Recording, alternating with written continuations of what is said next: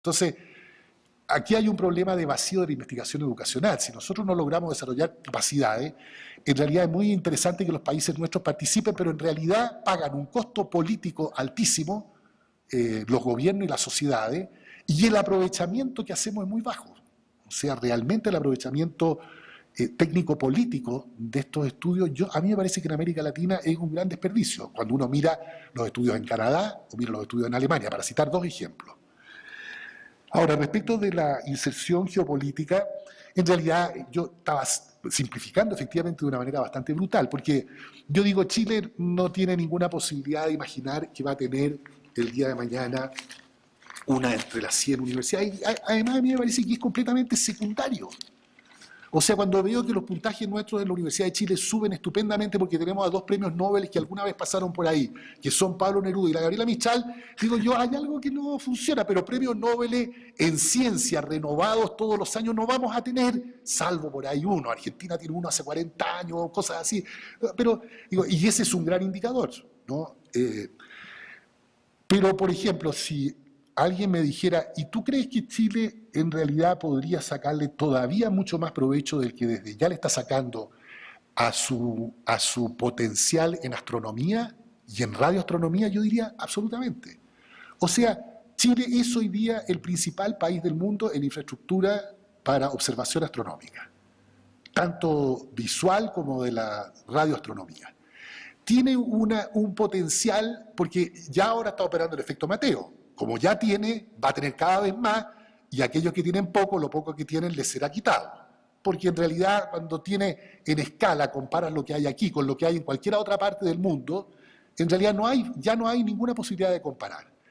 Entonces, eso le da a una disciplina científica tan especial como es la astronomía en Chile un gran potencial. Entre otras cosas, los astrónomos chilenos han negociado a través del gobierno que un porcentaje del tiempo útil de todo lo que se instale en Chile le cabe aprovechar a los astrónomos chilenos.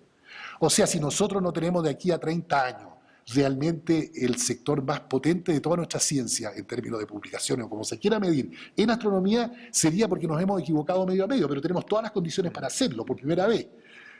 Pero claro, en tantas otras cosas no tenemos esa posibilidad, y Brasil, yo creo que es bien distinto, porque Brasil ya hoy día, aunque no tenga una universidad entre las 100, tiene cosas de punta en industria aeronáutica, en revolución agrícola y en tecnología agrícola y en petroquímica.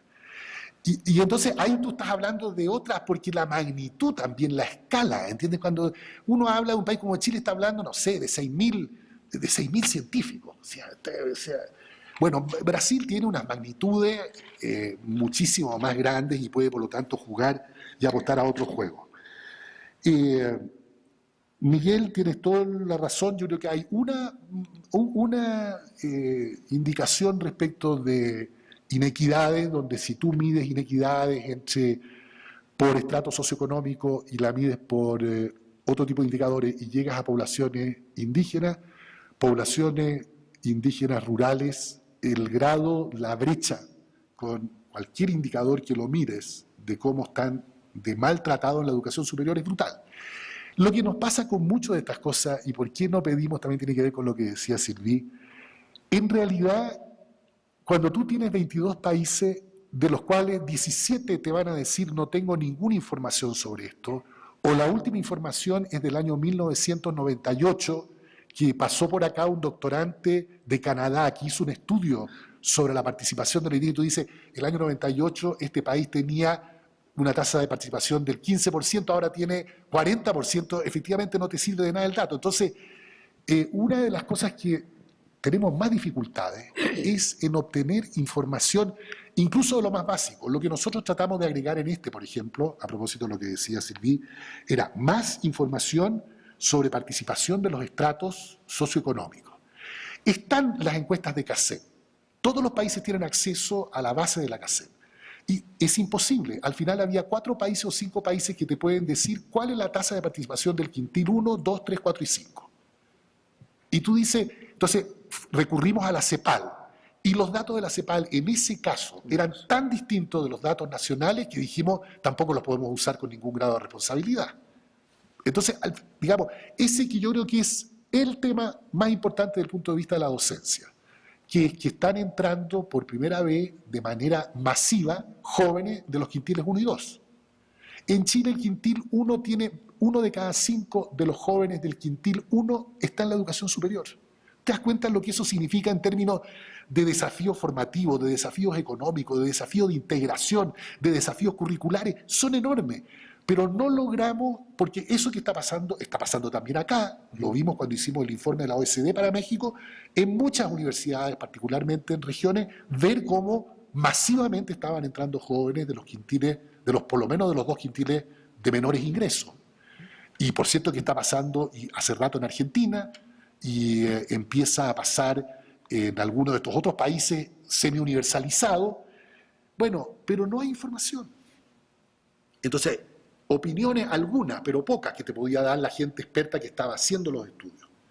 Y ahí uno puede discutir esto, si no valdría la pena hacer, que es algo que yo sé que el grupo que dirige esto, que es Cinda, con el patrocinio y financiamiento, para ser claro, de Universia, han discutido mucho, y de hecho, el año 2010 hicieron un estudio temático sobre ciencia y tecnología en América Latina.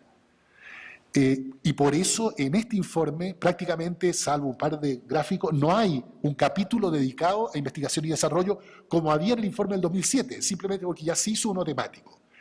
Y la idea era este informe hacerlo cada 5 años. Y entre medio, si es que se consigue el apoyo suficiente, porque también los apoyos cambian con la situación económica. Finalmente, Universia, en alguna medida, depende del Grupo Santander. Y el Grupo Santander, si tú miras, no está, digamos, tan boyante como estaba hace un año. Entonces, si consiguieran ese apoyo, querían hacer algo y, por ejemplo, decían, bueno, podríamos hacer algo sobre gobierno. Pero ahí de inmediato se entra en problemas muy serios, porque detrás de esto tú tienes que tener la anuencia del Consejo de Rectores Universitarios que participan de Universia. Y yo quiero saber si realmente los rectores que ahí participan, que son de los más grandes, estarían contentos que alguien hiciera un informe que ya no podría tener indicadores descriptivos, como tiene esto no tiene mucha interpretación. No tiene mucha interpretación. La interpretación tiene que hacerlo cada cual. Si estaría contenta la UNAM y el rector de la Universidad de la República en Uruguay, y el rector de la Universidad de San Marcos, y el rector, mi colega y amigo de la Universidad de Chile, te aseguro que no estarían nada de contentos si un día Universidad le dijera, lo que queremos este año con Cinda es hacer un informe sobre gobierno universitario y vamos a tomar universidades públicas y universidades privadas. Entonces, no es tan fácil encontrar, y cada vez que lo hacen más temático, pierden más esta información genérica cuantitativa, que ya es mala, pero para temas mucho más específicos es peor todavía, o no hay derechamente, ¿no? Entonces, bueno, ahí estamos todo el rato en esta, nos movemos, digamos, en esta cosa. Otros indicadores que, por ejemplo, aprovechamos, pero otra vez con bastante frustración, quisimos saber más cuantitativa y cualitativamente sobre deserción. Pero la mayor parte de los países te dice es que no hay estudios de deserción. Ni siquiera estamos de acuerdo cómo vamos a empezar a conceptualizar lo que es deserción. Es deserción que el alumno que entró a primer año en la Universidad X, el próximo año no aparece en el programa en que estaba inscrito, pero puede ser que esté inscrito en otro programa dentro de la Universidad X, o que se haya ido al mismo programa pero en la Universidad Y, y solamente una parte pequeña probablemente se va en algunos países realmente al mercado laboral, o sea, deja los estudios. Entonces, ¿cómo comparamos eso? Hay países como Colombia y Chile que pueden hacer seguimiento a los alumnos por el carnet de identidad. Porque tú tienes todos los carnets de identidad y por lo tanto sigues el carnet de identidad, ¿entiendes? Ni siquiera sabes, no necesitas saber nombres ni nada. Dices, ¿dónde está este señor 4.315.217? ¿Dónde estaba? Estaba ahí, y este año, ¿dónde apareció? Apareció en el mercado laboral y está declarando impuestos, entonces tú dices desertó. El otro lo llamas que transitó o que cambió de carrera o cualquier cosa. Entonces, no, fue medio frustrante el ejercicio, porque no había suficiente material como para poder efectivamente mostrar tasas de deserción distintivas. Y las más generales son, ya sabemos, extraordinariamente altas, pero no sacamos nada con decir son extraordinariamente altas, y en todos los países sabemos que es más baja en medicina que lo que es en pedagogía y en no sé qué parte de las humanidades. Seguramente tú, Miguel, tienes tasas altas de deserción en el área de humanidades, porque así es en toda América Latina. Muy bien. Bueno, entonces vamos a darle la palabra a los compañeros, colegas que están en las otras instituciones. No sé si en este momento hay una buena señal y podamos recibir alguna pregunta o comentario. Hola, primero que nada, muchas gracias, ¿verdad?, por esta charla. Mi nombre es José Heriberto Zamora, soy estudiante de la Universidad Autónoma de Sinaloa, me encuentro de intercambio con la UNAM y me gustaría un poco ahondar en el tema de cuál es el papel que jugamos hoy día los estudiantes, ¿no? En cuanto al estatus y el rol, ¿no? Bueno, sin lugar a dudas, acceder a la universidad hace ¿cuántos años? Hace 20 años, por ejemplo, nos daba como un referente y decíamos, bueno, se decía, ya ingresó a la universidad, entonces va a tener un cambio, ¿no?, en cuanto a su calidad de vida o en cuanto a la cuestión que tiene que ver con la movilidad social, ¿no?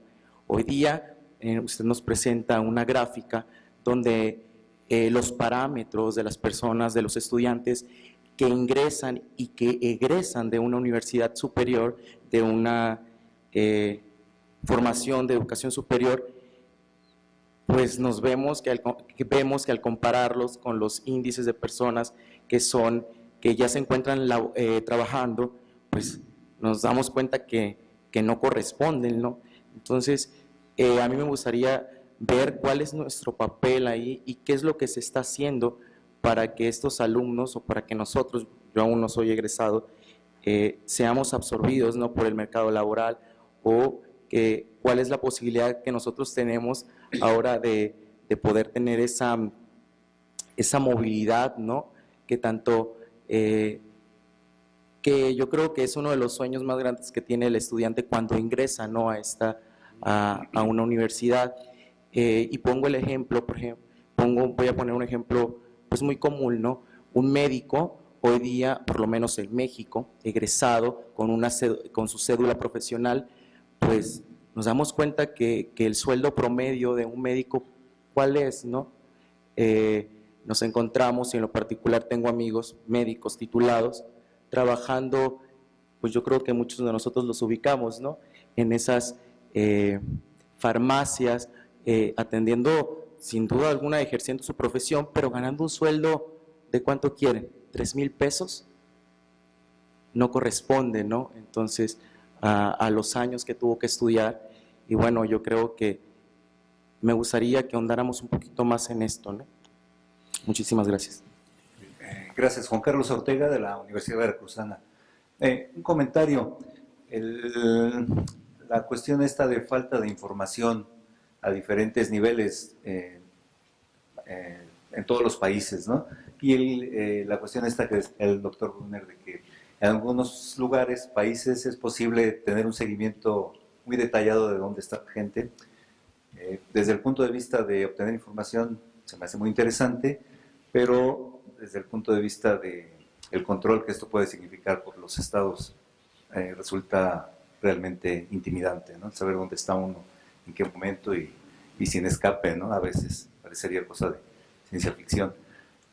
Y un poco en los términos que planteaba el compañero aquí estudiante, me gustaría algún comentario sobre si, digamos, los estudios apuntan a que los estudiantes que egresan de las universidades no van a tener posibilidad de encontrarse, de ubicarse en un mercado laboral adecuado o a las expectativas.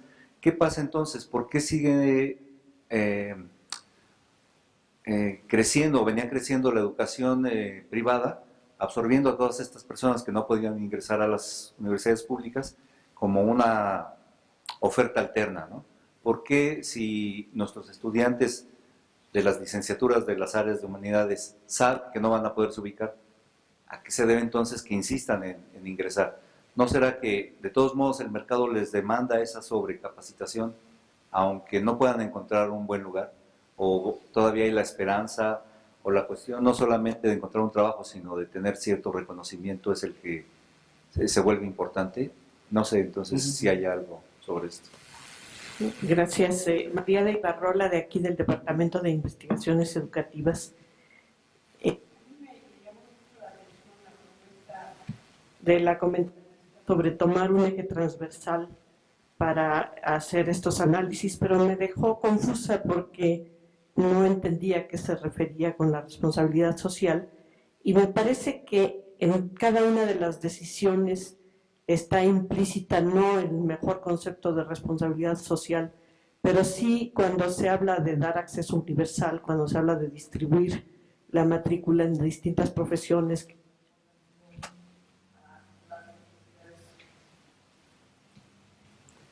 a las necesidades sociales, o cuando se habla de que las profesiones están otorgando los conocimientos que se requieren para que se resuelvan necesidades sociales, etcétera. En el fondo hay ahí una discusión que es precisamente la que no se ha dado, ¿no? Y que está implícita detrás de si se da o no acceso universal a los jóvenes. Está en el fondo esa discusión. Pero me parece que sí sería interesante que se pudiera incorporar ejes transversales como ese u otros para llevar más allá el análisis de los indicadores, ¿no? A mí me llama la atención que no se mencionaron, no sé si aparecen en el informe, todas las otras fuerzas sociales y políticas que están interviniendo en este crecimiento y diversificación de las universidades. Por ejemplo, las visiones de los gobiernos de que hay que atender a los jóvenes, o las propias instituciones de educación superior privadas o públicas que dicen cómo van a atender a la matrícula, el mercado de trabajo, las empresas, que ese es uno de los rubros que a mí, bueno, es al que me dedico, y me parece que en general está implícita la idea de que la universidad tiene que responder a las necesidades del mercado de trabajo. Y los cambios radicales que ha habido en el mundo del trabajo hablan sí de creación de algunas ocupaciones basadas en el conocimiento, pero de destrucción de muchas otras, y también del crecimiento de las ocupaciones precarias por todos lados, y hasta de momentos clave en que no hay ocupaciones posibles para los jóvenes, ¿no? Tampoco se menciona, entonces, ¿qué hacemos? ¿Dejamos de educar? Pues si hubiéramos hecho depender la educación de los trabajos posibles, se hubiera cerrado todo hace mucho tiempo, ¿no? Entonces, son movimientos distintos, son tiempos diferentes, y yo creo que desde el punto de vista de la educación hay que apostarle a la formación de los jóvenes, no necesariamente a su incorporación a un empleo que los esté esperando, porque eso no existe, ¿no? Pero sí hay posibilidad de crear otros yacimientos de empleo, de modificar la calidad del desempeño laboral, tener mejores condiciones de vida relacionadas no solo con los ingresos, sino con otro tipo de actividades. Y el otro punto que me llama mucho la atención es que no hay otros programas más que el escolar para la atención a los jóvenes. Y entonces ese es, digo, ¿por qué no pensar en otro tipo de proyectos políticos de atención a jóvenes? O trabajan o estudian, o si no se les dice que son ninis, lo cual es totalmente absurdo y falso, o como decía Manuel Gil, son sin, ¿no? Pero también son jóvenes que pueden hacer, son agentes también del futuro, ¿no? Entonces, bueno, esos son los comentarios que yo quería plantear. Muy bien. Bueno, yo creo que efectivamente este es uno de los temas más grandes y que se ve conmovido por todas estas realidades y transformaciones, y sobre todo la revolución de los números que ha experimentado la educación superior. O sea, como decía María, no me parece a mí que a esta altura uno pueda imaginar de que en realidad la universidad es una especie, por cierto, no, y ya poca gente lo dice, aunque hay estudiantes y gente que lo dice, un lugar que no tiene que asegurar un trabajo, pero ni siquiera que tenga una vinculación tan estrecha como se ha uno imaginado entre formación que recibe y luego las competencias de empleabilidad que se supone está reclamando el mercado laboral. Simplemente porque ya lo vemos, los números son tan extensos que aquí la educación pasó en realidad de ser un privilegio, como ha dicho alguien, en las instituciones de élite, a ser un derecho cuando empieza la masificación, Y hoy día en la práctica se está transformando en una obligación. Y en realidad algunos países podrían perfectamente a esta altura decir que van a poner la educación superior de 3 años como obligatoria, porque de hecho están muy cerca de eso, el caso de Finlandia, o el caso de Canadá, el caso de Corea. No nos hemos acostumbrado a pensar así, pero en realidad todo esto que estamos diciendo, me pregunto yo si uno mira la historia larga de la educación, no era exactamente la misma discusión que tenían los científicos ingleses en el Royal Academy of Sciences, cuando su presidente se oponía a la dictación a fines de 1700 del siglo XVIII, a la dictación de la ley de instrucción primaria obligatoria, que venía así, a momentos se presentaba, se rechazaba, la volvían a reponer los laboristas o los sindicalistas. Ya hay un discurso maravilloso que está en los textos de historia de la educación inglesa, donde este hombre hace la típica defensa, digamos, que es tan repetida, porque lo increíble es que esto se repite todo el rato con la educación y con los medios de comunicación, ¿no? La reacción apocalíptica frente a la apertura masiva de un ámbito educacional o de un ámbito comunicacional. Bueno, Humberto Eco escribió sobre eso su libro Los Apocalípticos y los Integrados. En educación es igual.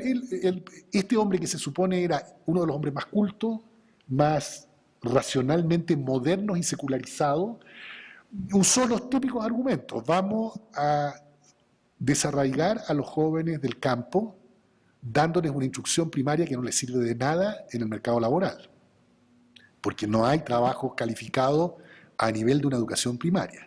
2, vamos a armar de un pueblo que hasta aquí se ha conformado con las pautas culturales de la sociedad inglesa en términos de respeto a las jerarquías sociales y a Dios, los vamos a transformar en rebeldes. Y 3, vamos a dar un gran instrumento para la contaminación ideológica de los jóvenes y de los niños a través de la prensa que empieza a surgir el día que les enseñemos a leer. Entonces, lo hacía mucho más sofisticadamente que lo que yo acabo de repetir. Pero en realidad eso le costó por ejemplo, a la sociedad en América Latina, les costó varias décadas llegar a adoptar una ley de instrucción primaria obligatoria. Y si uno lee la historia del gran debate entre la Iglesia, que había controlado buena parte de la producción de educación, y el Estado, que pretendía transformarse republicanamente en Estado docente, se da cuenta que era este tipo de argumentos en el fondo lo que estaban en juego. Pasó lo mismo con la educación secundaria. Y ahora estamos exactamente en el punto en que este tema se transforma en un tema de la educación superior. Y queremos pedirle, digamos, algo que ya no le es exigible a la educación, porque si se transforma de hecho, no legalmente, en una suerte de obligación por educación en general, por estar al día con las posibilidades que la civilización ofrece. Hoy día, efectivamente, la civilización ofrece que todo mundo pueda tener educación terciaria. ¿Para qué? Bueno, para múltiples fines.